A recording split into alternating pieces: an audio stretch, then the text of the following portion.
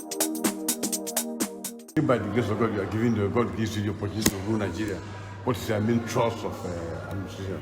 As a number of things, you all know that Nigeria is right now on ground zero. We don't have anything that is functioning or working. Our security is in horrible shape.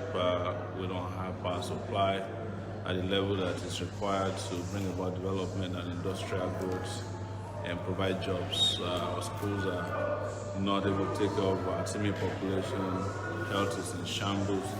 So we have 10-point agenda that we're working concurrently or simultaneously to lift Nigeria out of this hopelessness that we're in now.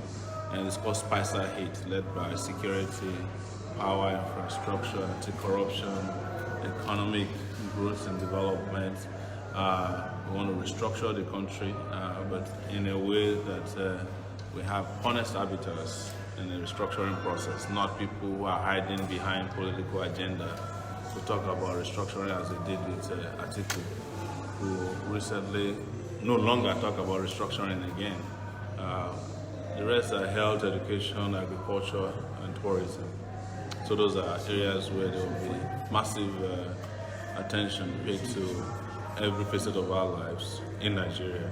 And most importantly, we would ensure that within 2.5 years, we particularly invest in electricity to the extent that we will have over 24,000 megawatts of electricity, so that every town, city, and village in this town can have access to electricity, and that would boost the economy a lot. But without security, we can't even have this infrastructure that we're talking about installed appropriately and safely anywhere. So this country is on a path to glory. If the opportunity is granted myself and our party to lift the country out of the doldrums. Their programs are... Judging by the strength of PDP and APC already. Well, our chances are very bright. It's as bright as the aspirations of the Nigerian people to climb out of the failure that PDP in the last 16 years and APC in the last almost 4 years has plunged it. And we are seeing enthusiasm all over the country. We've campaigned in about 32 states in the last 9 months and have been accepted. Our campaign included going to the hometown of President Muhammadu Buhari, and we were surprised at the kind of warm reception we got there. So we have structures, real organic structures, not these retail outlets that the other political parties are using to bribe and intimidate voters all over the country, particularly among young people who have been left out of the political system over the last 58 years. Your ideas are very lofty ones. Yes. But with the dwindling economy, how do you fund these programs? This is very fantastic. The economy is not dwindling. The economy has been mismanaged. And I've mentioned it before that our economy will be taken care of in such a way that whatever we get will be applied to the Nigerian people. What has happened is that for too long, Nigeria has been supporting the greedy and has forgotten the needy. And otherwise, there is enough to go around. We're in the Niger Delta region today that has produced over $5 trillion in oil revenue to Nigeria. But out of that, $500 billion has been stolen and taken out of this country. So you can imagine what that could have done for us in terms of providing education, health, road infrastructure. Even the East-West Highway could not be completed in the last 16 years. People are dying there. Our waters are polluted, but yet we have over 9 billion cubic feet of gas, going inland, which can power the entire West African region in terms of just electricity supply. But if we don't clean up Ogoni land, if we don't take care of the Niger Delta people, we cannot go near that. So what I'm telling you is that there is enough. But we have to make sure that the thieves move away from our treasury before we can even make any form of progress. The moment, for instance, that we have electricity working, the GDP of this country will move astronomically and dynamically in a direction that even economists all over the world will be surprised at where Nigeria is coming from. And most importantly, beyond oil and other products, we have our people, the most resourceful people probably on earth, Nigerians. If you put the right investment in an average Nigerian, they will change the world. Maybe on the last note, Yes. the academic qualifications of most of our presidential aspirants are in doubt. Yes. As a young man, what can you, how educated are you to handle this? Mine is not in doubt. I attended a primary school in my village in Kiribo, which is in Ondo State, and that's verifiable. I attended the University of Lagos after I attended secondary school, Greater Kokite.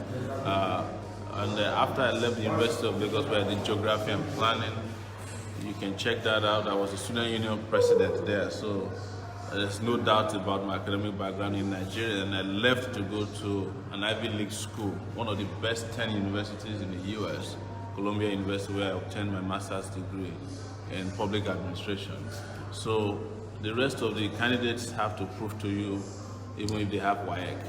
Yeah, good message for As a Nigeria. young man, do you think you stand a chance, bearing in mind that Nigeria never produced a president that's less than 50? We stand, this is the best time to be young in Nigeria because a lot of people have come to the understanding that it is our time.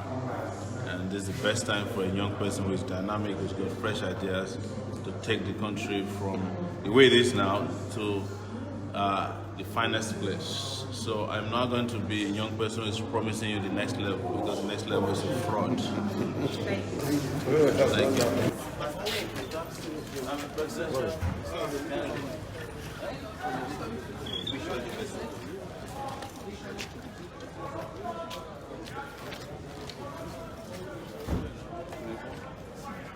We went to traditional river. Yes. No. Amen. Okay, that's all. I'm good. And you? Well done. Good to see you. I'm in charge of the security. I was almost stopping your people. You can That stop they on were this. singing and the making noises around the airport. This is the real people. We are not stopping them from coming. This is very good. Nice meeting you. Nice to meet you. I'm Councillor Yvette Sowore from Liberia Okay. and the head of the Women's Situation Room, Wow, which is fantastic. international. And we go from country to country to ensure that there's peaceful election, especially in Africa. Absolutely. We've been mandated by the African Union and the United Nations Security Council. Wow. So we're very happy to see that you're running, Yes. and congratulations. Thank you so much. We really hope that you all will be successful, Thank but you. more importantly that we'll have peaceful elections. No, absolutely. We are very committed to peaceful elections. We have been around for 9 months and been to 32 states in Nigeria. In fact, absolutely with no police protection. And there has not been a single incident of violence. So the people you need to worry about are the big parties. Okay. Because part of the agenda is to visit violence on voters. Yes, and that has to stop in and Africa. themselves. So we are committed to ensuring that not only are we peaceful, but they also adhere to the principles of peaceful elections.